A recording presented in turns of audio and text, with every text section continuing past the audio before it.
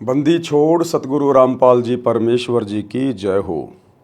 परमपिता परमात्मा सारी सृष्टि के रचनहार, कुल मालिक, असंख्य ब्रह्मांडों के स्वामी, जगत गुरु, तीनों लोकों में प्रवेश करके सबका भरण पोषण करने वाले राजाधिराज, आत्माधार, नाथों के नाथ, देवों के देव, महादेव, सर्वेश्वर, महेश्वर, मृत्युंजय, अजरो अमर, आदि अनादि, सनातनी प्रभु, जगत पिता जगदीश्वर, श्री श्री 1008 की उपाधि के वास्तविक अधिकारी, अकाल मूर्त शब्द स्वरूपी राम वासुदेव, सर्वगतम ब्रह्म, परम पूज्य, प्रथम पूज्य, परम संत, परम पुरुष, परम धनी, परम दयालु, सत्य कबीर, हक्का कबीर, अल्लाहु अकबर, बाखबर, अल्लाह ताला, जगत के तारणहार, जगत के मुक्तिदाता, जगत के जगन्नाथ, हारे के सहारे, हिंदुओं के राम, मुसलमानों के अल्लाह, सिखों के वाहिगुरु, ईसाइयों के मसीह, दया के सागर दयानिधि, करुणा के सागर करुणानिधि, स्वयंभू परिभू, संकट मोचन, कष्ट हरण, मंगल करण, दुख भंजन, अविगत कबीर, निर्विकार निर्विषम परमात्मा,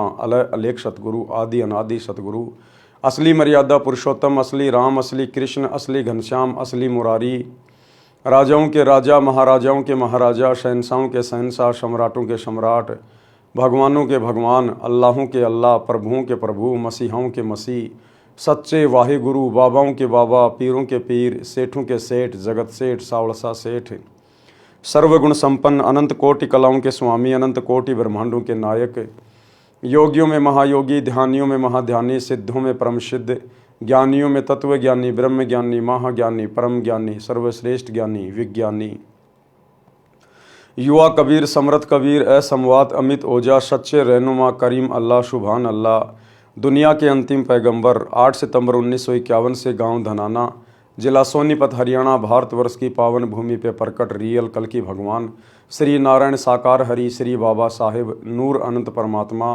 संत श्रोमणी सतगुरु रामपाल जी परमेश्वर जी के चरण कमल में साध संगति से जुड़े हुए देश विदेश से आप और हम सभी सत्सेवक भाई बहनों का अनंत कोटि दंडवत प्रणाम। सत्साई भाई और बहनों, दया परमपिता परमेश्वर जी की, सारी सृष्टि के मालिक सतगुरु रामपाल जी की, जिनके विशेष आशीर्वाद से, शुभ आशीर्वाद से, उन्हीं के कर कमल से लिखित पवित्र पुस्तक जीने की राह के ऊपर वीडियो बनाने की श्रृंखला जारी है। इसी श्रृंखला में आज हमारा 18वें नंबर का वीडियो है। भाई और बहनों, प्रत्येक वीडियो में गुरुदेव भगवान के आशीर्वाद से हमें अध्यात्म के विषय में बहुत ही गहरी गहरी बातें पता चल रही हैं, जो बातें हमारे विश्वास को दृढ़ करती हैं, और जो भाई बहन केवल सत्संग ही सुन रहे हैं उन्हें भी बहुत सारी बातों का पता चल रहा है। तो आज के वीडियो में हम आगे बढ़ते हैं। आज का 18वें नंबर का वीडियो, पवित्र पुस्तक जीने की राह, पेज नंबर 136। आज गुरुदेव भगवान हमें पंडित की परिभाषा से परिचित करवा रहे हैं। पंडित, यह शब्द सुनते ही आम आदमी को लगता है कि किसी ब्राह्मण जाति के व्यक्ति की ओर इशारा है, किसी ब्राह्मण जाति की ओर इशारा है, पंडित जाति की ओर इशारा है। लेकिन भाई और बहनों, अध्यात्म में पंडित उसे कहते हैं जो पिंड के विषय में जानता है। पंडित सोई जो पिंड की जाने। पिंड यानी ये शरीर, एक ब्रह्मांड का पूरा लघु चित्र हमारे इस शरीर के अंदर है। तो कहते हैं पंडित सोई जो पिंड की जाने, और ब्राह्मण सोही जो ब्रह्म पहचाने। ब्रह्म यानी भगवान, जो भगवान को पहचानता है, असल में वो ब्राह्मण है। आज इस पृथ्वी पर यदि वास्तव में कोई पंडित है, कोई ब्राह्मण कहलाने का अधिकारी है, तो केवल सतगुरु रामपाल जी के फॉलोवर हैं, जो उस ब्रह्म को पहचान गए, जो वास्तव में पंडित हैं, जिनको ज्ञान है, आत्म ज्ञान है, परमात्म ज्ञान है, जो पिंड के विषय में जानते हैं। तो असल में इस पृथ्वी पर सतगुरु रामपाल जी के भक्तों के अलावा ना तो कोई ब्राह्मण है, ना कोई पंडित है।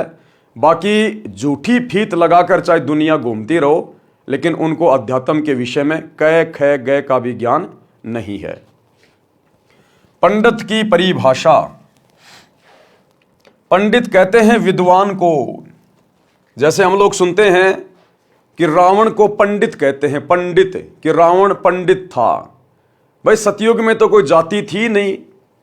अगर पंडित कोई जाति है तो रावण को फिर पंडित क्यों कहते हैं कि रावण पंडित था? सतयुग में तो पंडित नाम की कोई जाति थी ही नहीं, जाति धर्म उस समय थे ही नहीं, तो रावण को पंडित क्यों कहा जाता है? पंडित यानी विद्वान, जिसे शास्त्रों का ज्ञान हो, भक्ति का ज्ञान हो, उसको कहते हैं पंडित, विद्वान।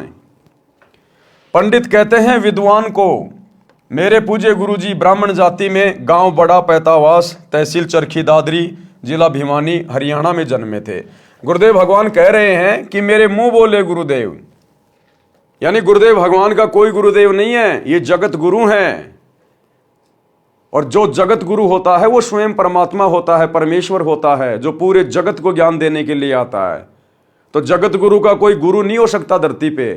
जगत गुरु कबीर परमात्मा को कहते हैं। जाति हमारी जगत गुरु, परमेश्वर है पंथ, दास गरीब लिखित पढ़े, मेरा नाम निरंजन कंत।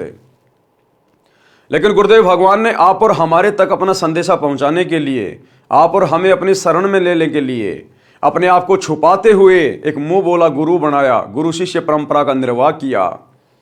तो आदरणीय राम देवानंद जी को 17 फरवरी 1988 के दिन इस कबीर परमेश्वर सतगुरु रामपाल जी ने लोक दिखावे में अपना मुंह बोला गुरु धारण किया। इसलिए गुरुदेव कह रहे हैं कि मेरे जो गुरुदेव थे वो ब्राह्मण जाति में थे, आपको कभी पंडित नहीं कहते थे।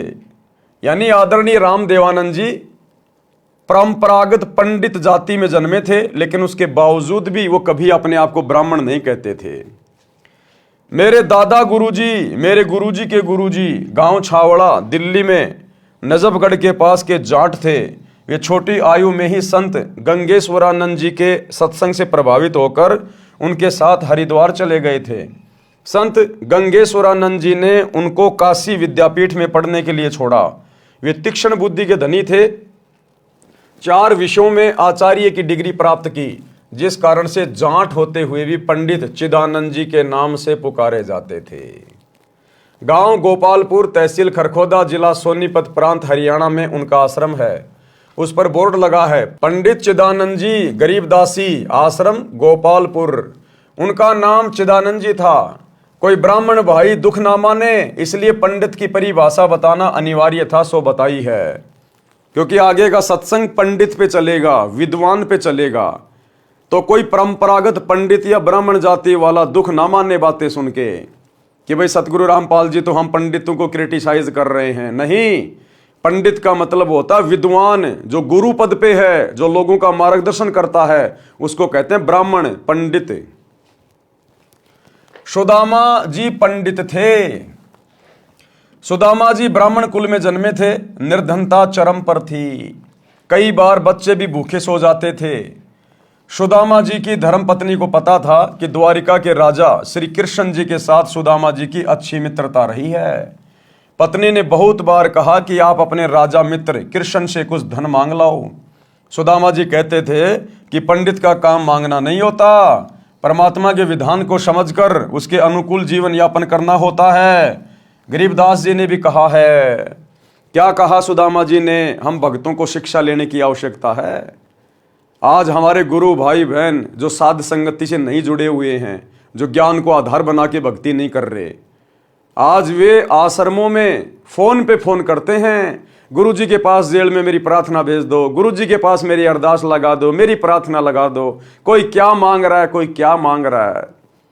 सुदामा जी कह रहे हैं कि ब्राह्मण का काम, पंडित का काम, भगत का काम मांगना नहीं होता। जैसी भक्ति गुरु ने बताई है, हमने उस भक्ति को मर्यादा में रह के, गुरु की आज्ञा में रह के करने की आवश्यकता है। क्या गुरु को पता नहीं कि मेरे भगत को क्या चाहिए, कब चाहिए, किस चीज की आवश्यकता है? सतगुरु अंतर्यामी होते हैं। सतगुरु को बताने की जरूरत नहीं है, सतगुरु से अरदास करने की जरूरत नहीं है। चीटी पायल बाजे पैर, साहिब सुनता है सब लहर। वे अंतर्यामी होते हैं। महाभारत के युद्ध के समय टटीरी पक्षी ने अपने अंडों की रक्षार्थ अपनी आत्मा से परमात्मा से पुकार की थी। सतगुरु ने उस पक्षी की आत्मा की पुकार सुन ली। क्या हमने आज गुरुदेव को फोन करके बताने की जरूरत है? प्रार्थना लगाने की जरूरत है? बीच में कोई एजेंट तैयार करने की जरूरत है क्या? आत्मा और परमात्मा के बीच में कोई दलाल नहीं है, कोई एजेंट नहीं है। तो सुदामा जी शिक्षा दे रहे हैं। क्या कहा सुदामा जी ने जब उनकी पत्नी ने कहा कि श्री कृष्ण जी तो राजा भी हैं और आपके मित्र भी हैं, कुछ धन मांग लाओ। सुदामा जी कहते थे कि पंडित यानी भगत, ब्राह्मण भगत का काम मांगना नहीं होता, परमात्मा के विधान को समझकर उसके अनुकूल जीवन यापन करना होता है। गरीबदास जी ने भी कहा है कि गरीब नट प्रेरणा कांजर सासी, मांगत हैं भटियारे, जिनकी भक्ति में लो लागी वो मोती देत उधारे। गरीब जो मांगे सो बढ़वा कहिए, दर दर फिरे अज्ञानी, और जोगी जोग संपूर्ण जाका, मांग न पीवे पानी। ये विशेष तौर पर उन लोगों के लिए कहा है जिनको सत भक्ति प्राप्त नहीं है, जिनको सच्चा गुरु प्राप्त नहीं है, और जो भगवा वाणा पहन के अपने आप को ब्राह्मण पंडित या गुरु दर्शाकर और गांव गांव में जाकर अलख जगाते हैं, रोटियां मांगते हैं, आटा मांगते हैं। ये उन लोगों के लिए कहा है कि तुम सत भक्ति करो, फिर तुमने मांगने की जरूरत नहीं है, घर घर जाकर किसी के आगे हाथ फैलाने की जरूरत नहीं है। कहते हैं तो नट कांजर और सासी ये लोग मांगा करते हैं, और जो भगत होते हैं वो तो दूसरों को दिया करते हैं, मांगा नहीं करते। तो गुरुदेव कह रहे ऐ जगत के लोगों, मांगो मत, परमात्मा से भक्ति की भीख मांगो। अगर एक बार परमात्मा ने तुम्हें भक्ति की भीख दे दी तो उसके बाद तुम्हारे पास किसी चीज की कमी नहीं रहेगी। फिर वो परमात्मा अपने भगत को जगत के आगे हाथ नहीं फैलाने देता। शब्दार्थ, नट ये लोग जनता में कुछ खेल दिखाते थे, जैसे लंबे बांस को बिना पृथ्वी में गाड़े उसके ऊपर चढ़ना, जो अनोखा व कठिन कार्य होता था। उस खेल के समापन पर कटोरा लेकर तमाशा यानी खेल देखने के लिए उपस्थित भीड़ से रुपए पैसे मांगते थे। इसी प्रकार अन्य जाति के व्यक्ति कंजर, सांसी, बटियारे अपनी कला दिखाकर रुपए या कणक, गेहूं, बाजरा, चना मांगते थे। यदि योगी यानी साधक भी ऐसी सिद्धियों का प्रदर्शन करके रुपए व कणक इकट्ठे करता है तो उसकी सत्य साधना नहीं है। यदि सत्य साधक होता, शिष्यों को आशीर्वाद रूपी मोती देकर धनी बनाता, जो साधक के भाग्य से अलग अपनी ओर से उधार रूप में होता। यदि संत दर दर पर जाकर मांगता फिरता है तो वह अज्ञानी है, उसके पास शास्त्र अनुकूल साधना नहीं, वह संत नहीं, भड़वा है, भड़वा। मांगे सो ही भड़वा कहिए, दर दर फिरे अज्ञानी, और जोगी जोग संपूर्ण जिसका, मांग ना पीवे पानी। भड़वा का अर्थ यहां पर बेशर्म है। जोगी यानी साधक की भक्ति संपूर्ण उसकी मानी जाती है जो किसी से कुछ नहीं मांगे। उसके उदाहरण में कहा है कि वह साधक और वस्तु तो छोड़ो, पानी भी मांगकर नहीं पीता। जो असली साधक होता है वो पानी भी मांगकर नहीं पीता, वो भी परमात्मा व्यवस्था कर देगा किसी और में प्रेरणा करके। भाई और बहनों, जब ये दास हिसार जेल में गया और जब मुझे जेल के अंदर छोड़ा गया, तो जैसे ही मैं जेल में गया मुझे प्यास बहुत भयंकर लग रही थी। अब मैंने सोचा यहां पानी मैं पीऊं किसका, सब लोग ऐसे गंदे संदे दिखाई दे रहे हैं यहां तो मुझे एक कमरे में छोड़ दिया गया, और भी वहां पर बहुत सारे लोग थे। तो मुझे बहुत जोर की प्यास लग रही थी। तो जैसे मैं उस ब्लॉक के अंदर गया और जाते ही उन कैदियों का जो सरदार होता है, 10, 15, 20, 50 कैदी जिस ब्लॉक में होते हैं, उनका एक ठेकेदार होता है, उसको कहते हैं लम्बड़दार। तो लम्बड़दार ने मुझे देखकर कहा कि आ जाओ आ जाओ आ जाओ, बैठो बैठो बैठो बैठो। मैं बैठ गया वहां पर। कहां से आए हो, क्या नाम है, क्यों आए हो, मैंने 2-4 बातें उसको बता दी। अब उसने तुरंत कहा कि मुझे पता है आपको प्यास लग रही है। वो लम्बड़दार बोला मुझे पता है आपको प्यास लग रही है। मैंने कहा प्यास तो लग रही है लेकिन पीऊं कहां। बोले मेरे पास में साफ बोतल है, बिल्कुल मैंने सुबह भरी है, मैं मेरी अलग से बोतल रखता हूं, किसी को नहीं पिलाता, मेरी साफ बोतल है। तो उसमें से उसने मुझे पानी दिया, मैंने परमात्मा की अंदेव की आरती की और फिर मैंने पानी पिया।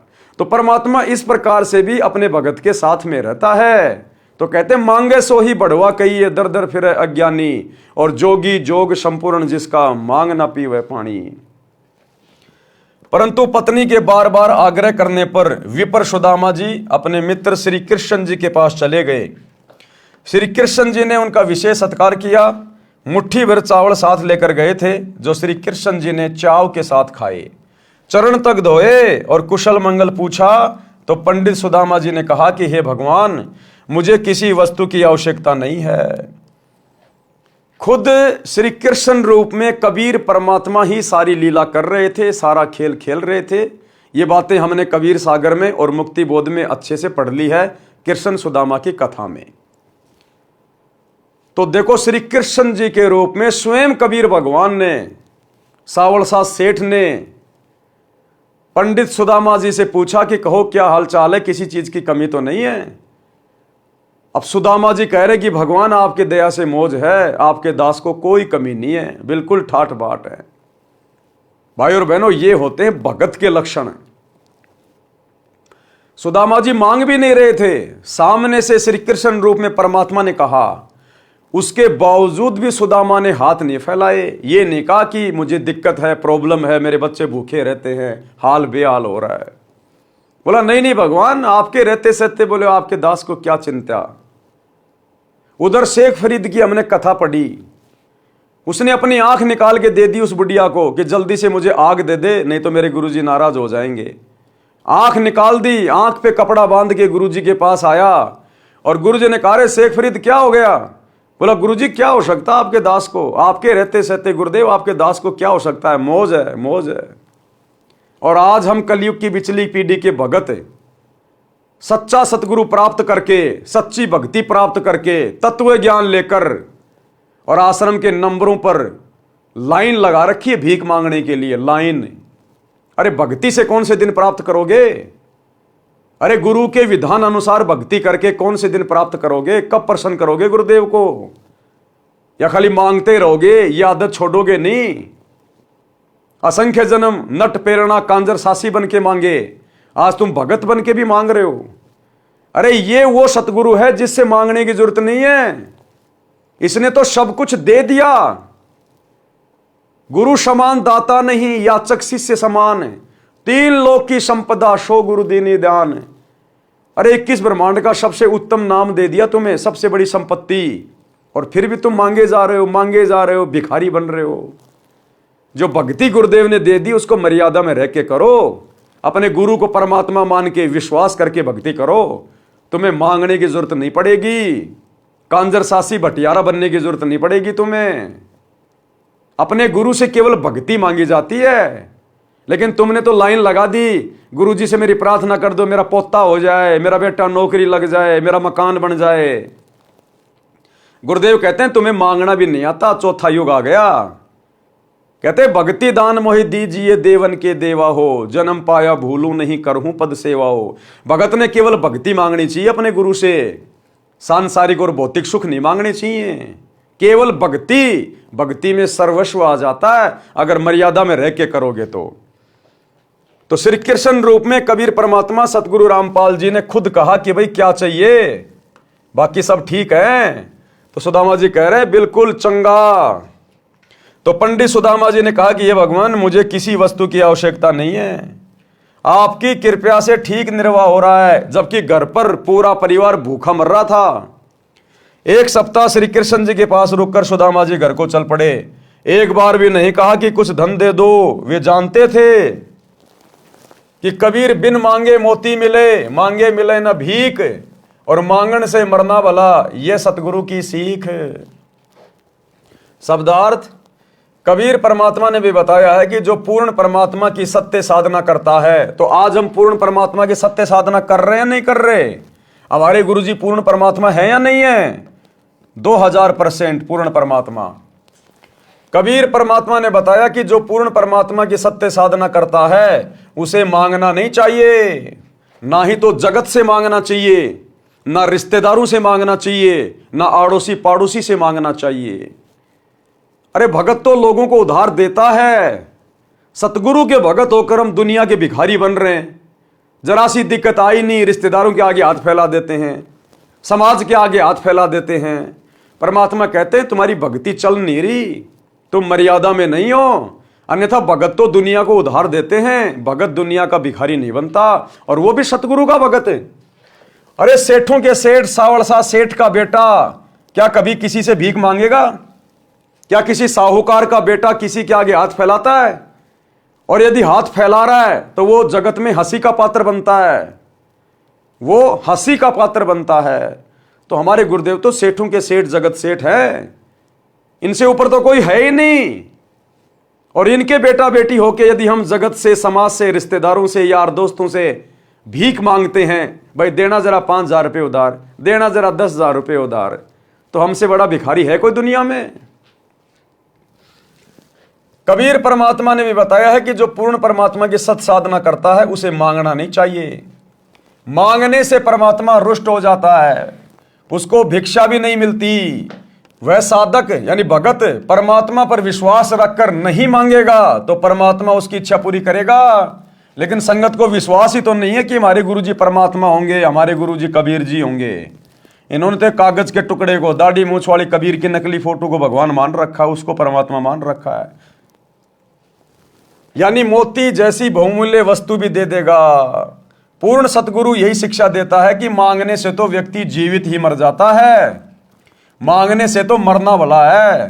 भावार्थ आत्महत्या से नहीं है, यहां अपनी इच्छाओं का दमन करके मृतक बनकर रहने से है। श्री कृष्ण जी राजा थे, अपने मित्र की स्थिति को समझकर विश्वकर्मा जी को आदेश देकर एक सप्ताह में सुदामा जी का महल बनवा दिया तथा बहुत सारा धन भी दे दिया। अगर श्री सुदामा जी जरा सी भी गलती कर देते और जब श्री कृष्ण रूप में कबीर भगवान ने कहा कि भाई क्या चाहिए, अगर उस समय सुदामा जी जरा सा भी भावुक हो जाते, लोभ लालच में आ जाते और कह देते कि भगवान हालत खराब है, एक झोपड़ी सी बनवा दो, हो सकता है भाई और बहनों एक गाड़ी अनाज की भी दे देता परमात्मा, हो सकता है उसकी झोपड़ी भी बनवा देता। लेकिन आज सुदामा का नाम श्री कृष्ण जी के साथ में नहीं जुड़ता, आज ये कथा पूरे समाज में नहीं फैलती। लेकिन सुदामा ने उदाहरण पेश कर दिया कि मांगन से मरना भला, यह सतगुरु की सीख है।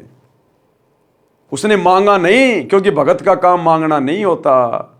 जो साधना गुरु ने बताई है उस साधना को सफल करो, मर्यादा में रह के भक्ति करो, गुरु को प्रसन्न करो, भक्ति भाव में चल के, जगत भाव में चल के, नाराज मत करो। अगर उस समय सुदामा मांग लेता, गलती कर देता, तो आज सुदामा का भक्ति इतिहास में नाम नहीं होता। और नहीं मांगा तो परमात्मा ने बिना मांगे दे दिया, उसका महल बनवा दिया जो सुदामा कभी सौपन में भी नहीं सोच सकता था। और धन धान्य से पूरा घर भर दिया, पूरी जिंदगी का समाधान कर दिया उसका। अपने मित्र की स्थिति को समझकर विश्वकर्मा जी को आदेश देकर एक सप्ताह में सुदामा जी का महल बनवा दिया तथा बहुत सारा धन भी दे दिया। पंडित सुदामा जी अपने धर्म कर्म पर डटे रहे, जिस कारण से उनको लाभ हुआ। इसे पंडित कहते हैं, जो मांगे सो बढ़ुआ कहलाता है। पंडित की यही परिभाषा है।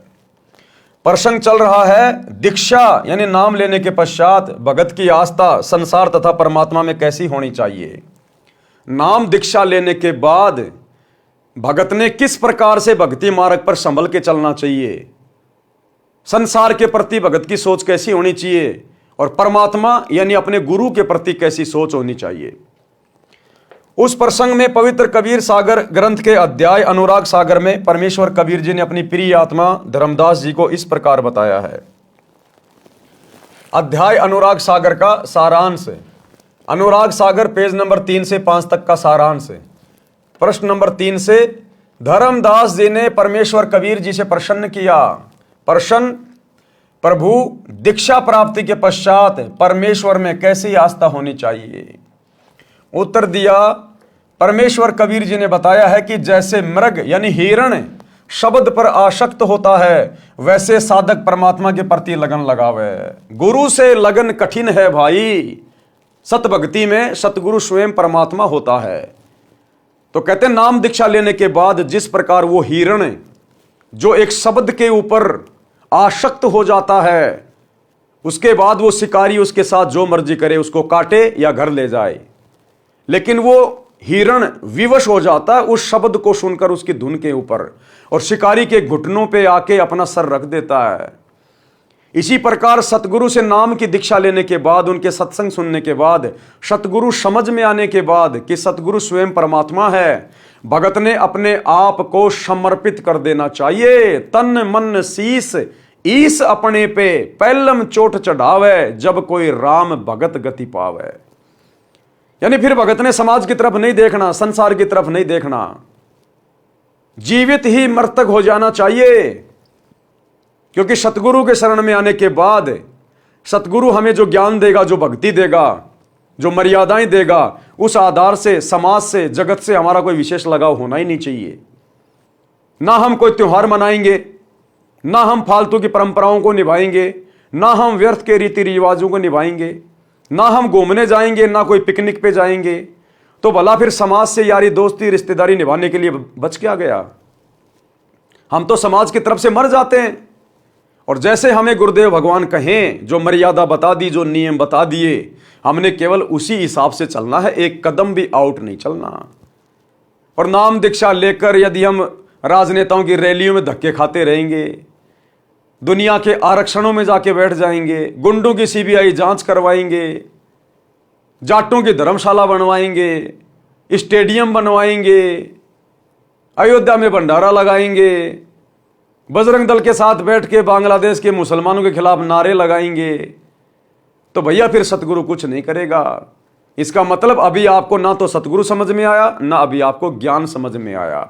तो गुरुदेव के कहने का मतलब है कि नाम दीक्षा लेने के बाद आपने भी उस हिरण की तरह अपने गुरुदेव के चरणों में स्वयं को न्योछावर कर देना चाहिए, समर्पित कर देना चाहिए।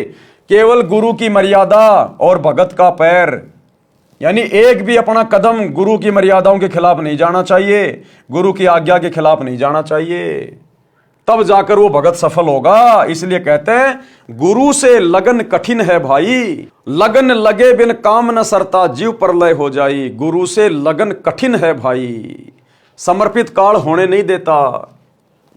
हिरण यानी मृग पकड़ने वाला एक यंत्र से विशेष शब्द करता है जो हिरण को अत्यंत पसंद होता है। जब वह शब्द बजाया जाता है तो हिरण उस ओर चल पड़ता है, और शिकारी जो शब्द कर रहा होता है उसके सामने बैठकर मुख जमीन पर रखकर समर्पित हो जाता है, अपने जीवन को दांव पर लगा देता है। इसी प्रकार उपदेशी को परमात्मा के प्रति, किस परमात्मा के प्रति? सतगुरु के प्रति समर्पित होना चाहिए, अपना जीवन न्योछावर कर देना चाहिए, यानी समाज से हट जाना चाहिए, सामाजिक परंपराओं से हट जाना चाहिए, रीति रिवाजों से हट जाना चाहिए, केवल अपने गुरुदेव के आदेश के अनुसार ही चले जो सत्संगों में उन्होंने बता दिए होते हैं। दूसरा उदाहरण, हमने किस प्रकार अपने सतगुरु के प्रति समर्पित होना चाहिए, तब जाकर हमारा ये मोक्ष वाला बात बनेगा, जन्म मरण का रोग कटेगा। पतंग यानी पंख वाला कीड़ा जो प्रकाश बहुत प्रिय है, यानी जो पतंग होता है उसको प्रकाश यानी लाइट बहुत प्यारी लगती है। अपनी प्रिय वस्तु को प्राप्त करने के लिए वह दीपक, मोमबत्ती, बिजली की गर्म लाइट के ऊपर आसक्त होकर उसे प्राप्त करने के उद्देश्य से उसके ऊपर गिर जाता है और मृत्यु को प्राप्त हो जाता है। कहने का मतलब है हम अपने गुरुदेव भगवान के वचन पर इस कदर दृढ़ हो जाएं कि हमने समाज को नहीं देखना, यारी दोस्ती रिश्तेदारी को नहीं देखना, वो चाहे हमें कितना ही कुछ कहें, कितना ही ताना मारें, कितना ही व्यंग करें, हमें कैसा भी कुछ कहें, लेकिन हमने उनकी बातों की ओर ध्यान नहीं देना, तवज्जो नहीं देना। गुरुदेव की मर्यादाओं के अनुसार, गुरुदेव के आदेश के अनुसार ही हमने अपना जीवन यापन करना है। इसी प्रकार भगत को परमात्मा प्राप्ति के लिए मर मिटना चाहिए।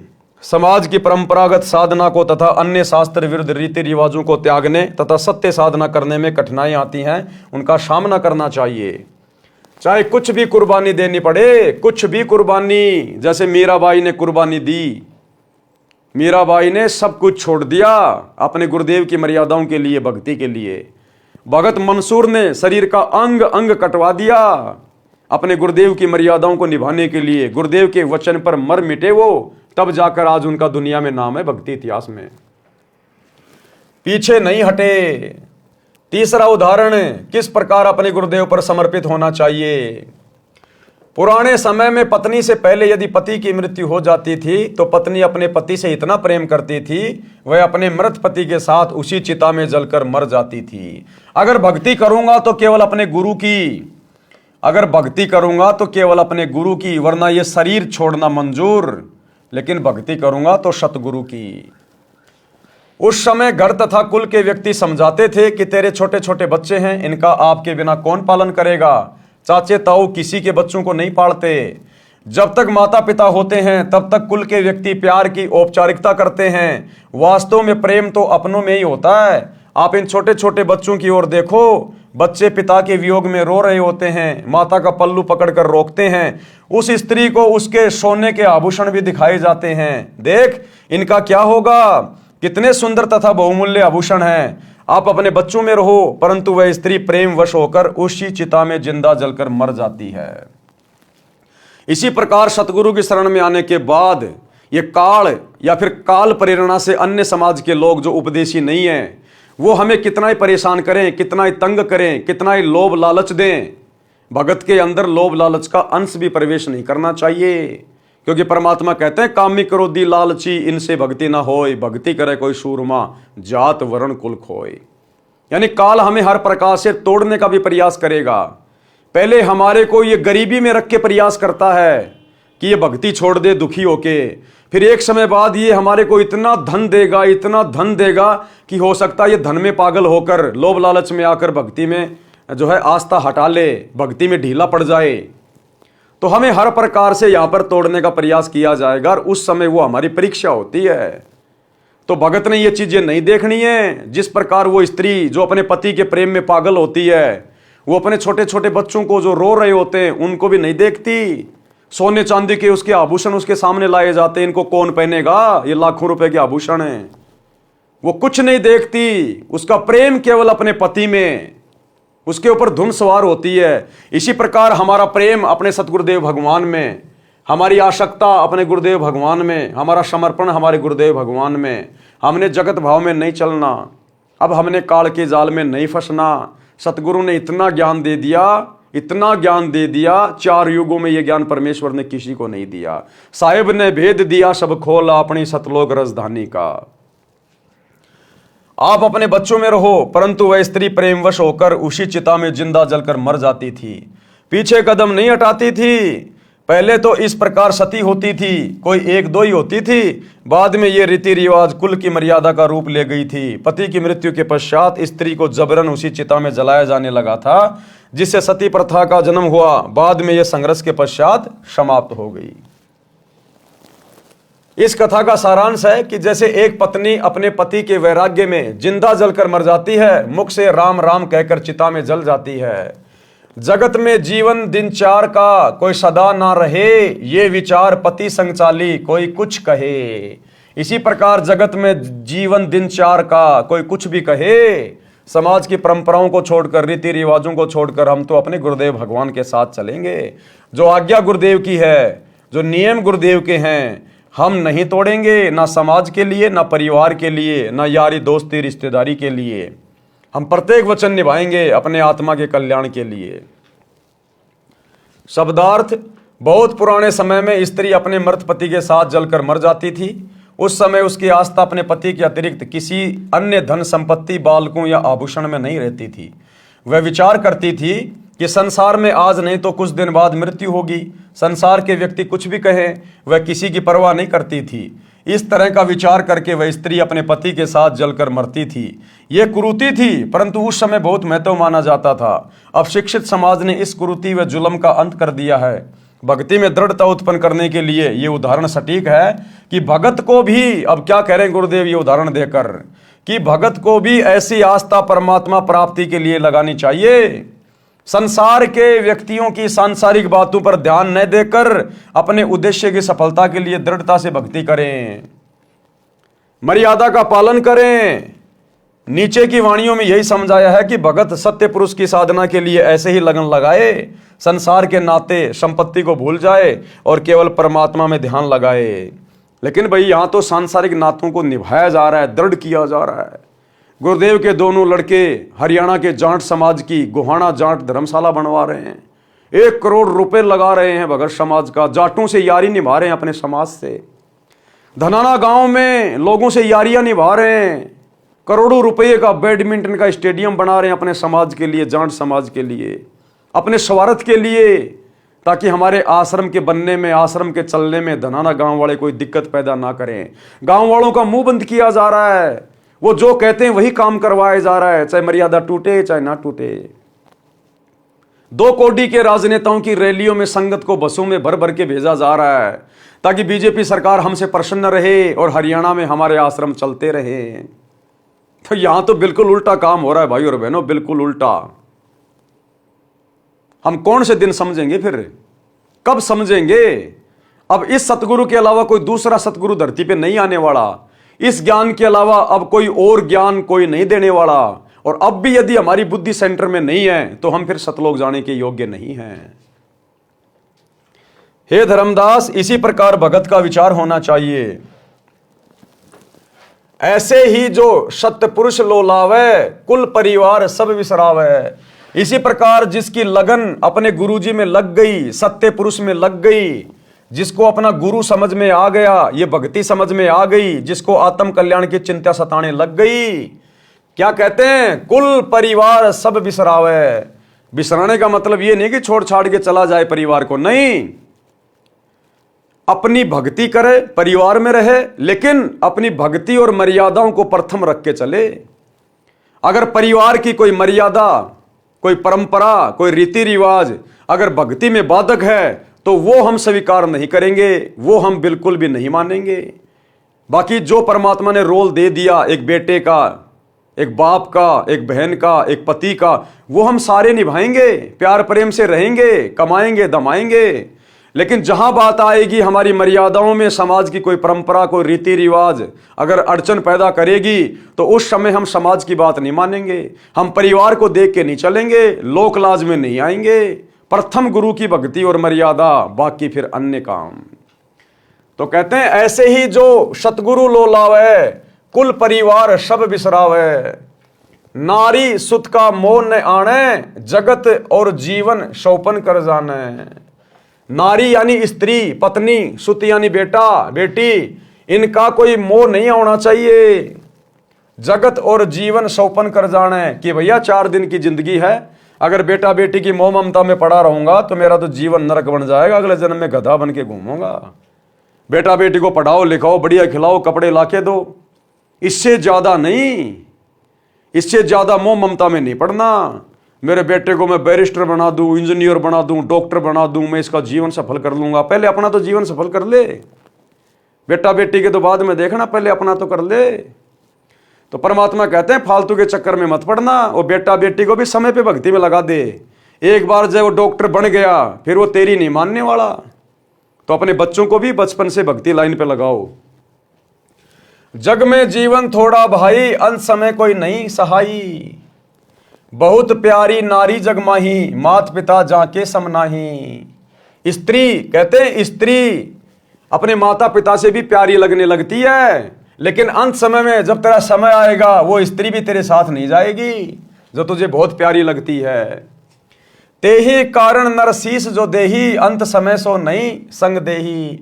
जिस औरत के कारण इंसान लड़ाई झगड़ा करके अपना सिर तक दे देता है, कोई उसकी औरत को टेढ़ी आंख से देख ले, कुछ कह दे, उसके लिए लड़ने मरने को तैयार हो जाएगा, तूने मेरी औरत को यह कैसे कह दिया। कहते हैं अंत समय में वो तेरी औरत भी तेरे साथ नहीं जाएगी जिसके कारण तू शीश देने को तैयार है। चाहे कोई जड़े पति के संगा, फिर दोनों बने कीट पतंगा। अगर कोई अपने उस पति के प्यार में, प्रेम में, वियोग में, वैराग्य में अगर उसके साथ में जल के मर भी जाती है तो भी वो साथ नहीं रहेंगे भाई। वो पत्नी अपने कर्म आधार से क्या पता कौन सी योनि में जाएगी, वो पति कौन सी योनि में जाएगा, आगे वो भी नहीं मिलेंगे, दोनों बने कीट पतंगा। इसलिए यदि मरना है तो अपने गुरु के प्रेम में मर।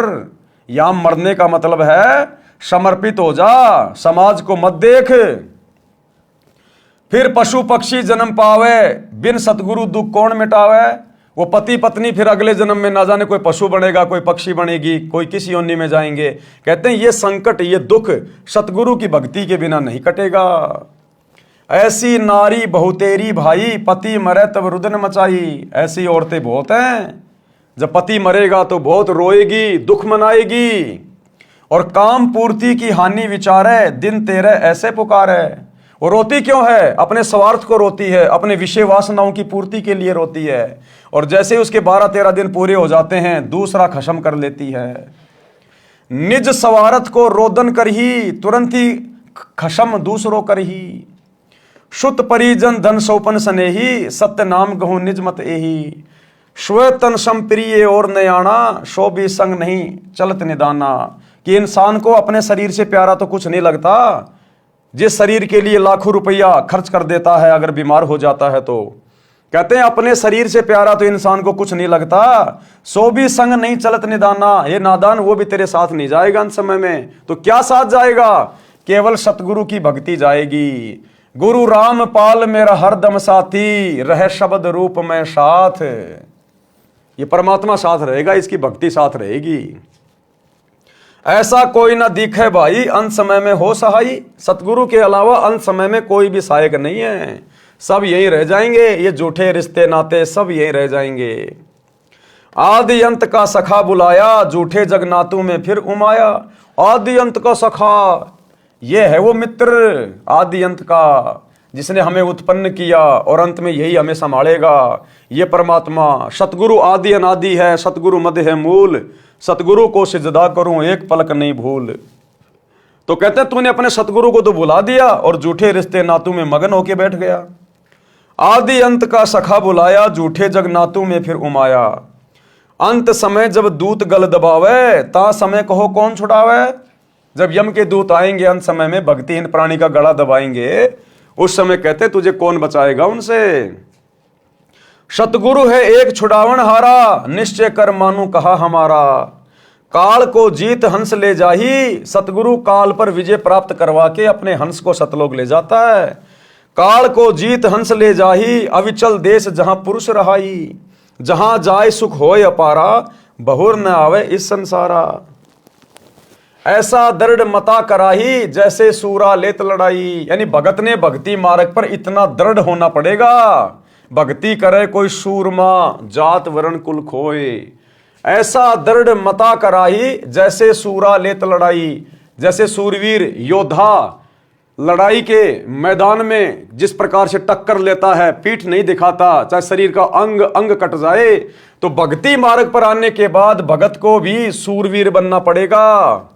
किसी के साथ लड़ना नहीं, झगड़ना नहीं, लेकिन अपनी मर्यादाओं के लिए, अपनी भक्ति के लिए उसने इस प्रकार सूरवीर की तरह संघर्ष करना पड़ेगा। समाज की लोकलाज में नहीं आना, लड़ना नहीं, झगड़ना नहीं, लेकिन अपनी मर्यादाओं के लिए फिर किसी के आगे झुकना नहीं।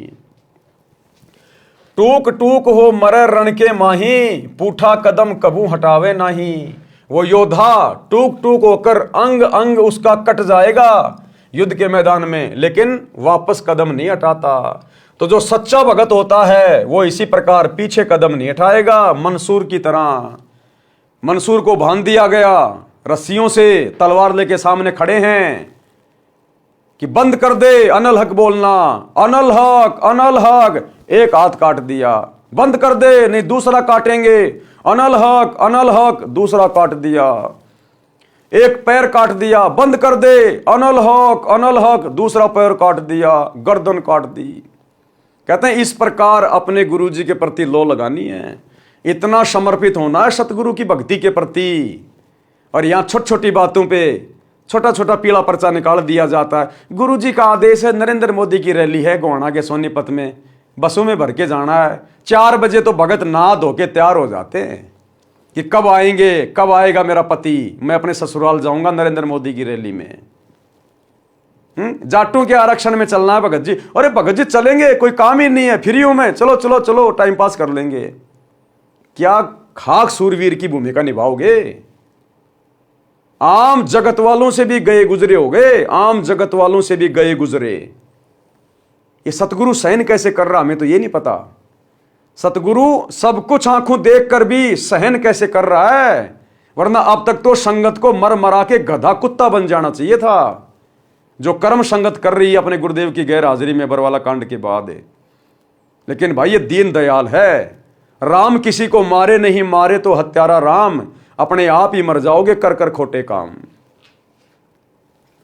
जैसे सती पति संग जरही, ऐसा दृढ़ निश्चय जो करही। यानी जब तक जीवित हैं भक्ति करेंगे तो सतगुरु की करेंगे, इतना दृढ़ निश्चय होना चाहिए भगत को। साहेब मिले जग कीर्ति होई, विश्वास कर देखो कोई। हम है राह बतावन हारा, माने वचन भव उतरे पारा। छल कपट हम नहीं कराही, निस्वार्थ परमात्म करे भाई। परमात्मा कहते हैं ये छल कपट की भक्ति हम नहीं करवाते, निस्वार्थ परमात्म करे भाई। जीव एक जो शरण पुरुष की जावे, प्रचारक को घना पुण्य पावे। यानी परमेश्वर का ज्ञान प्रचार करने वाला भी बहुत सारे पुण्य का भागी बनता है।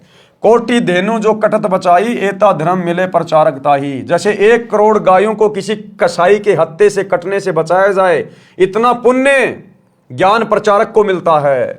लावे गुरु शरण दीक्षा दिलावे, आपा न थापे सब कुछ गुरु को बतावे। गुरु के चरणों में लावे और उनको दीक्षा दिलावे और अपने ऊपर कुछ भी नहीं रखे कि मैंने तेरे को नाम दिला दिया, मेरे कारण तू गुरु जी से जुड़ा है। नहीं, अपने ऊपर नहीं थोपना, नहीं तो गधा बन के घूमेगा कि भैया सतगुरु ने दास को निमित्त बनाया है। सतगुरु ने दास की भी सेवा लगानी थी, दास को निमित्त बना के परमात्मा ने आप तक संदेशा पहुंचाया है। बस इतना ही, अपने ऊपर नाले कभी कि मैंने 200 भक्तों को नाम दिला दिया, मैं हर समागम में 20 भक्त लेके जाता हूं, ये नहीं, अभिमान नहीं।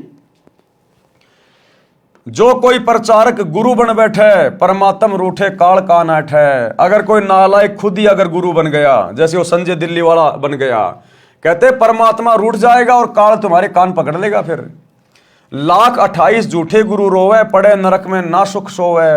28 लाख इस प्रकार के गुरु नरक में पड़े ऊपर। अब कहे हैं भूल भई बारी, हे सतगुरु सुध ले हमारी। और अब उस नरक में जाने के बाद जब उन्हें पता चला कि तुम तो अधिकारी नहीं थे, अब वो रो रहे हैं, चिल्ला रहे हैं कि सतगुरु हमें बचाओ, सतगुरु हमें बचाओ। बोए बबूल आम कहां खाई, कोटि जीवन को नरक पठाई। ऐसी गलती ना करहूं सुजाना, सत्य वचन मानो परवाना। शब्दार्थ, उपरोक्त वाणियों का भावार्थ है कि जब लड़का युवा होता है तो उसका विवाह हो जाता है। विवाह के पश्चात माता पिता से भी अधिक लगाव अपनी पत्नी में हो जाता है। फिर बच्चों से ममता हो जाती है। यदि पति की मृत्यु हो जाती है तो पत्नी साथ नहीं जाती। कुछ समय पश्चात यानी 13वीं क्रिया के पश्चात छोटे बड़े पति के भाई के साथ सगाई विवाह कर लेती है। पति को पूर्ण रूप से भूल जाती है। यदि कोई अपने पति के साथ जल मरती है तो अगले जन्म में पक्षी या पशु योनि में दोनों भटक रहे होते हैं। गुरुदेव के कहने का मतलब है, सांसारिक लोगों के ऊपर आस्था करोगे तो तुम्हें ना तो यहां कुछ मिलेगा, ना मरने के बाद कुछ मिलेगा। और यदि अपने सतगुरु के प्रति समर्पित रहोगे, मर्यादाओं में रह के भक्ति करोगे, गुरु को प्रसन्न करोगे, तो ये लोक भी सुखी और परलोक भी सुखी। जिस पत्नी के लिए पुरुष अपनी गर्दन तक कटा लेता है, यदि कोई किसी की पत्नी को बुरी नजर से देखता है, मना करने पर भी नहीं मानता है, तो पति अपनी पत्नी के लिए लड़ मरता है। फिर वही पत्नी पति की मृत्यु के उपरांत अन्य पुरुष से मिल जाती है। ये भले ही समय की आवश्यकता है, परंतु भगत के लिए ठोस शिक्षा है। यानी जगत वाले, रिश्तेदार, नाते वाले जो अनुपदेशी हैं, वो हमारे कभी हो ही नहीं सकते। हमें समझा गुरुदेव ये रहे हैं कि तुम जिन झूठे रिश्ते नातों में उलझ के बैठे हो ना, कि ये मेरा फलाना, ये मेरा फलाना, ये मुसीबत में मेरे काम आएगा, परमात्मा कहते हैं तुम्हारी भूल है, ये परम सत्य मान लेना। इसी प्रकार किसी व्यक्ति की पत्नी की मृत्यु हो जाती है तो वह कुछ समय उपरांत दूसरी पत्नी ले आता है। पति अपने पति के लिए अपना घर, भाई बहन, माता पिता त्याग कर चली जाती है, परंतु पत्नी की मृत्यु के उपरांत स्वार्थ के कारण रोता है। परंतु जब अन्य व्यक्ति विवाह के लिए कहते हैं तो सब भूलकर तैयार हो जाता है। भावार्थ है कि सब स्वार्थ का नाता है। इसलिए सत्य भक्ति करके उस सतलोक में चलो जहां जरा यानी वृद्धावस्था तथा मरण यानी मृत्यु नहीं है। आगे चेतावनी दी है कि हे भगत, अपने शरीर के समान इंसान को कुछ भी प्रिय नहीं होता।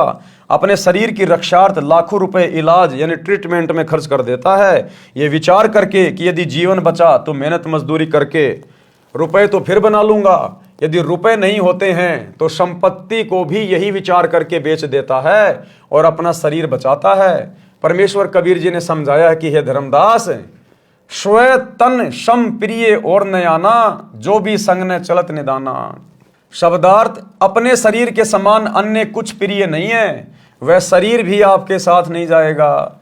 फिर अन्य कौन सी वस्तु को तू अपना मानकर फूले और भगवान भूले फिर रहे हो। फिर नादान, जब तेरा शरीर ही तेरे साथ नहीं जाएगा तो तेरे रिश्तेदार, बेटा बेटी, भाई बंधु कहां जाएंगे, ये संपत्ति कहां जाएगी। फिर तू और किस चीज के ऊपर फूला फूला बैठा है यहां पर। इसलिए कहते हैं सतगुरु पे समर्पित हो, गुरु से लगन लगा। गुरु तुझे यहां भी हर प्रकार से सुरक्षित रखेगा और शरीर छोड़ने के बाद तुझे विमान में बैठा के अपने सतलोक लेकर जाएगा। सर्व संपत्ति तथा परिजन एक सौपन जैसा साथ है। कबीर परमेश्वर जी ने कहा है कि मेरी अपनी राय ये है कि पूर्ण संत से सत्य नाम यानी सत्य साधना का मंत्र लेकर अपने जीवन का कल्याण कराओ। और जब तक आप सौपन संसार में हैं तब तक सौपन देखते हुए पूर्ण संत की शरण में जाकर सच्चा नाम प्राप्त करके अपना मोक्ष कराओ। सभी प्राणी जीवन रूपी रेलगाड़ी में सफर कर रहे हैं। जिस डिब्बे में बैठे हो वह आपका नगर है, जिस सीट पर बैठे हो वह आपका परिवार है। जिस जिसकी यात्रा पूरी हो जाएगी वे अपने अपने स्टेशन पर उतरते जाएंगे। यही दशाई संसार की है। जैसे यात्रियों को मालूम होता है कि हम कुछ देर के साथी हैं, सभ्य व्यक्ति उस सफर में प्यार प्रेम से रहते हैं, एक दूसरे का सहयोग करते हैं। इसी प्रकार हमने अपने सौपन वाले मानव जीवन के समय को व्यतीत करना है। सौपन टूटेगा यानी शरीर छूटेगा तो पता चलेगा ये क्या था। वह परिवार तथा संपत्ति कहाँ है जिसको संग्रह करने में अनमोल जीवन नष्ट कर दिया। गुरुदेव के कहने का मतलब है इस परिवार में, रिश्तेदारियों में, समाज में, इन रिश्ते नातों में ज्यादा मत उलझो। केवल अपनी जिम्मेदारियों तक सीमित रहो। हद से ज्यादा मोह ममता में पड़ोगे, परमात्मा की भक्ति से छूट जाओगे। अंत में काल यही तुम्हारा पैर खींच लेगा वापस। जहां आशा तां बाशा होई, मन कर्म वचन सुमरियो सोई। और ये अपना है भी नहीं, ये तो एक सौपन में जी रहे हैं अपन। जैसे रात्रि में सौपन आता है, कहां कहां पहुंच जाते हैं, किस किस नगर में पहुंच जाते हैं, राजा महाराजा बन जाते हैं। सौपन में न्यारा ही हमारा एक परिवार बन जाता है, माता पिता होते हैं, पत्नी होती है, बच्चे होते हैं। और जब सौपन सुबह टूटता है तो कुछ भी नहीं था। इसी प्रकार ये जीवन हमारा एक लंबा सपना है, किसी का 30 साल का, किसी का 40 का, किसी का 50 का, किसी का 100 का। और जिस दिन ये जीवन रूपी सौपन टूटेगा यानी शरीर छूटेगा तो बताओ फिर हमारा है क्या? क्या हम वापस इसी परिवार में आ सकते हैं? कभी नहीं आ सकते। क्या वापस आकर हम इस संपत्ति को अपना बना सकते हैं? कभी नहीं बना सकते। तो ये भी तो एक सौपन है। रात्रि वाला छोटा है, ये थोड़ा बड़ा है। तो गुरुदेव कह रहे हैं कि भक्ति में लो लगा लो, ये सारी बातें सोच समझ के आस्था अपनी गुरु में लगा लो पूरी। संसार के अंदर परमात्मा के अतिरिक्त ऐसा कोई नहीं है जो मृत्यु के समय में यम के दूत कंठ को बंद करेंगे, उस समय आपकी सहायता करेंगे। परमेश्वर उसी की मदद करता है जिसने पूर्ण संत से दीक्षा ले रखी हो। परमेश्वर उस सतगुरु के रूप में उपदेशी की सहायता करता है। इसलिए सतगुरु जी की शरण में आने के पश्चात ज्ञानवान साधक परमेश्वर में ऐसी लगन लगाए जैसी हिरण, पतंग, सती और सूरवीर लगाते हैं, जो उदाहरण पहले दे दिए गए हैं। अपने उद्देश्य से पीछे नहीं हटते। सूरवीर टुकड़े टुकड़े होकर पृथ्वी पर गिर जाना बेहतर मानते हैं, पीछे कदम नहीं हटाते। इसी प्रकार दृढ़ भगत अपनी बेइज्जती सहन कर लेगा, मार पिटाई सहन कर लेगा, लेकिन कभी भी लोकलाज में आकर, दबाव में आकर अपने सतगुरु के चरणों से दूर नहीं हटेगा। पुराणों में तथा श्रीमद् भगवद गीता अध्याय 2 श्लोक 38 में कहा है कि अर्जुन, यदि सैनिक युद्ध में मारा जाता है तो स्वर्ग में सुख प्राप्त करता है। भगत भक्ति मार्ग में संघर्ष करते हुए भक्ति करके शरीर त्याग जाता है तो सतलोक सुख सागर में सदा के लिए सुखी हो जाता है। जन्म मरण का संकट सदा के लिए समाप्त हो जाता है। जैसे हमारा जन्म पृथ्वी पर हुआ, हमारे को ज्ञान नहीं था कि हम किसके घर पुत्र या पुत्री के रूप में जन्म लेंगे। फिर हमारे को नहीं पता था कि हमारा विवाह संयोग किसके साथ होगा। ये भी ज्ञान नहीं था कि हमारे घर बेटा जन्म लेगा या बेटी। ये सब पूर्व जन्म के संस्कारवश होता चला गया। आपस में कितना प्यार तथा अपनापन बन गया। सदा साथ रहने की इच्छा रहती है, कोई ना मरे ये कामना करते हुए रहते हैं। इस काल ब्रह्म के लोक में कोई सदा नहीं रहेगा, एक एक करके पहले पीछे सब मरते जाएंगे। सारे जीवन में जो संपत्ति इकट्ठी की थी वह यहीं रहेगी। जीव खाली हाथ जाएगा, परंतु जो पूर्ण संत से सच्चे नाम की दीक्षा लेकर साधना करेगा वह सतलोक जाएगा। वहां पर ऐसे ही जन्म होगा जैसे पृथ्वी पर होता है, उसी प्रकार परिवार बनता चला जाएगा। वहां पर कोई कर्म नहीं करना पड़ता। सर्व खाद्य पदार्थ प्रचुर मात्रा में सतलोक में हैं। सदाबहार पेड़ पौधे, फुलवाड़ी, मेवा, काजू, किशमिश, मनुखा, दाग, दूध के समुद्र। सतलोक में वृद्ध अवस्था नहीं है, मृत्यु भी नहीं है। इसको अक्षय मोक्ष कहते हैं, यानी सदा सदा के लिए मोक्ष, अविनाशी मोक्ष, पूर्ण मुक्ति कहते हैं, जो गीता अध्याय 18 श्लोक 62 तथा अध्याय 15 श्लोक 4 में कहा है। तथा जिस सिद्धि यानी मोक्ष शक्ति को नैष्कर्मीय सिद्धि कहा गया है, जिसका वर्णन गीता अध्याय 3 श्लोक 4, अध्याय 18 श्लोक 49 से 62 में है। इस काल ब्रह्म यानी ज्योति निरंजन के 21 ब्रह्मांडों के क्षेत्र में सभी प्राणी कर्म करके ही आहार प्राप्ति करते हैं। सतलोक में ऐसा नहीं है, वहां बिना कर्म किए सर्व सुख पदार्थ होते हैं। जैसे बाग में फलों से लदपद पेड़ तथा बेल होते हैं, फल तोड़ो और खाओ। सर्व प्रकार का अनाज भी ऐसे ही उगा रहता है, सदाबहार है, जो इच्छा है बनाओ और खाओ। वहां पर खाना बनाना नहीं पड़ता, भोजनालय में रखो, जो खाना चाहते हो अपने आप तैयार हो जाता है। ये सब परमेश्वर की शक्ति से होता है। उस समय सतलोक यानी शाश्वत स्थान को प्राप्त करने के लिए आप जी को सती तथा सूरमा की तरह कुर्बान होना पड़ेगा। अपने गुरुदेव पर सती तथा सूरमा की तरह पूर्णतया समर्पित होना पड़ेगा। भावार्थ है कि अपने उद्देश्य यानी पूर्ण मोक्ष प्राप्ति के लक्ष्य को प्राप्त करने के लिए संसार के सभी लोभ लालच त्यागने पड़े तो विचारने की आवश्यकता नहीं है, यानी सोच विचार नहीं करना भगत ने। अगर कभी ऐसी नौबत आ जाए तो, जैसे बेटा नाम ले लेता है, पूरा परिवार उसके विरोध में आ जाता है, बाप कहेगा भैया मेरे अनुसार चलेगा तो ही जमीन में हिस्सा दूंगा, तो ही मकान में हिस्सा दूंगा, नहीं तो कहीं भी जा खा कमा कर ले तेरे बाबा की भक्ति।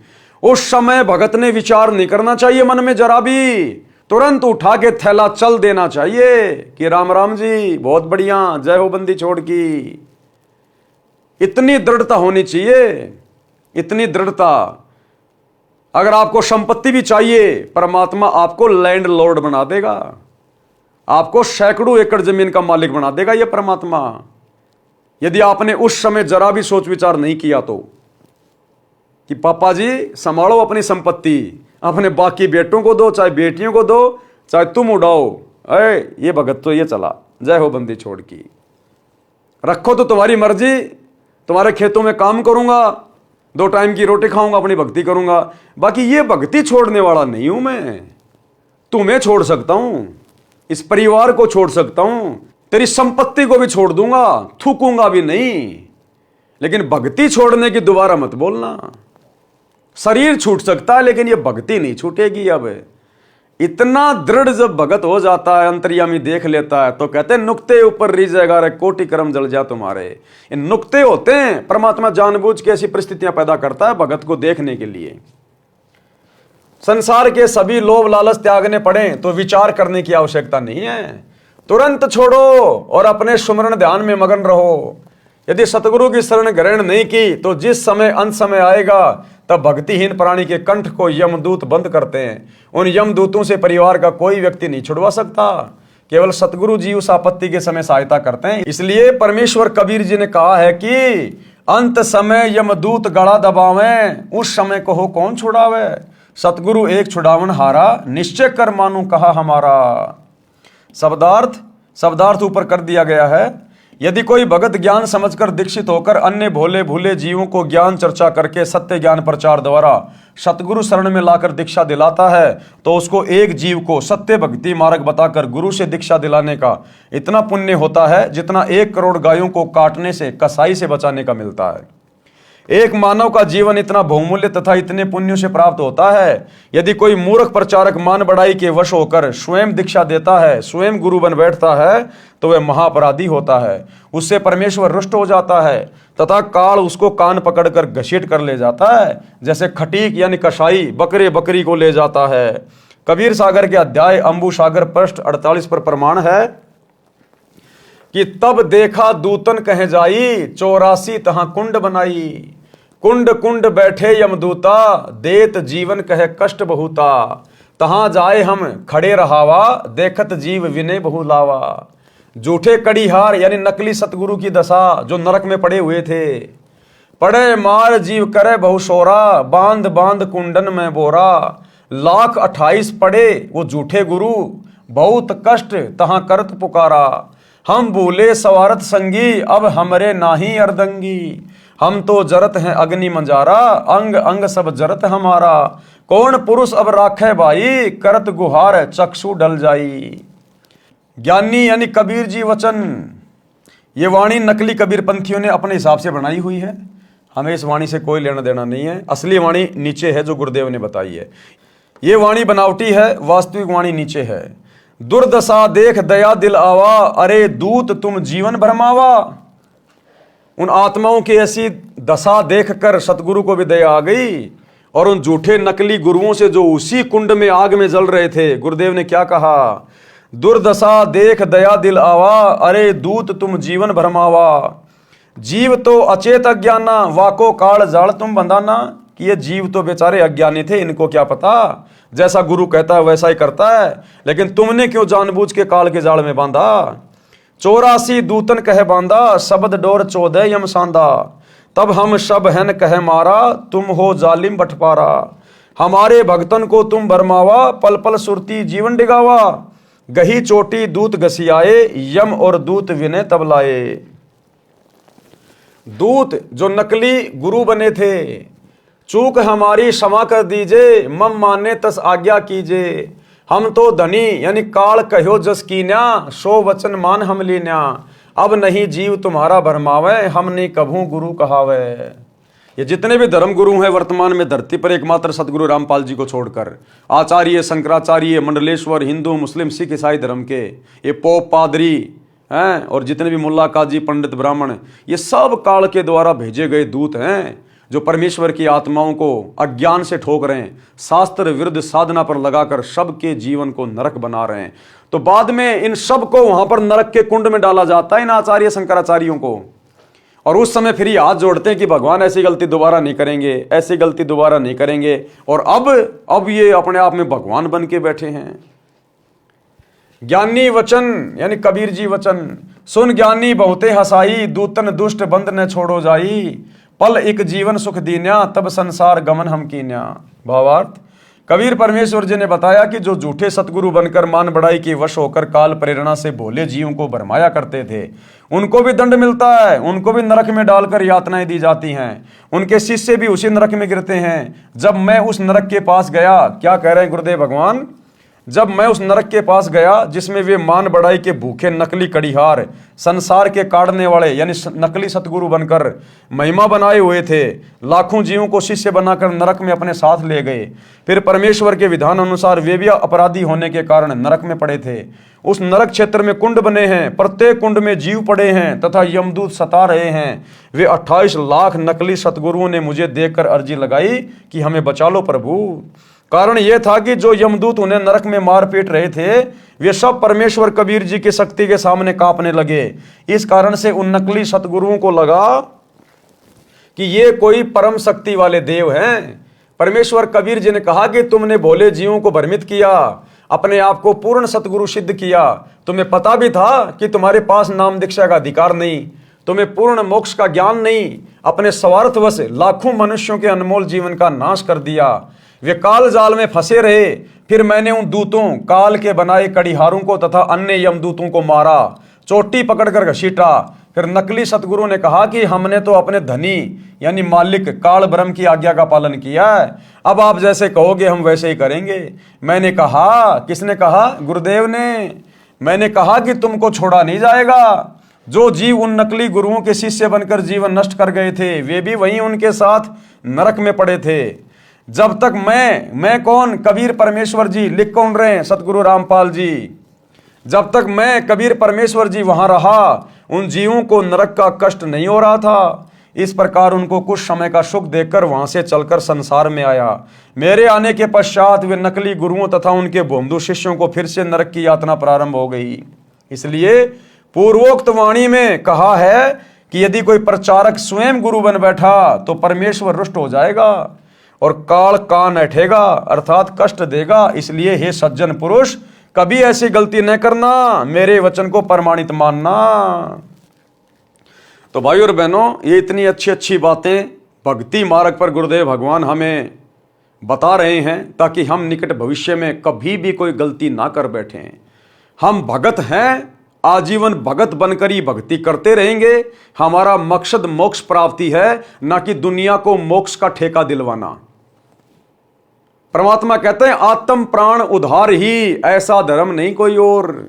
सबसे पहले तो अपनी आत्मा का कल्याण करवाओ, फिर दूसरे भाई बहनों को समझाओ और स्वयं गुरु मत बनो, स्वयं दीक्षा मत दो, अपने सतगुरु के पास लेकर जाओ। और कभी भी इस बात का फिर अहंकार मत करना कि मैंने तुझे नाम दिलाया, मैं नहीं मिलता तो तेरे को सतगुरु नहीं मिलता, मैंने 500 लोगों को नाम दीक्षा दिला दी। इस मान बढ़ाई में कभी मत आ जाना, अन्यथा काल कान ऐठ लेगा। करे करावे साइया, मन में लहर उठा, दादू सिर धर जीव के आप बगल हो जा। तो करने कराने वाला सब कुछ सतगुरु है। आप और हम केवल 2 कोटि के जीव हैं। हम केवल यंत्र हैं, रिमोट सतगुरु के हाथ में है। इसलिए अपने आप को यंत्र मानकर ही भक्ति मार्ग पर चलते रहना चाहिए। तो भाई और बहनों, आज के वीडियो में केवल इतना ही। कल रात्रि 8 बजे सभी भाई बहन फिर से लाइव जुड़िए एक नई वीडियो के साथ में। तब तक गुरुदेव भगवान हम सबको आज्ञा दें, इजाजत दें, सद्बुद्धि दें, आशीर्वाद दें। बंदी छोड़ सतगुरु रामपाल जी भगवान की जय हो।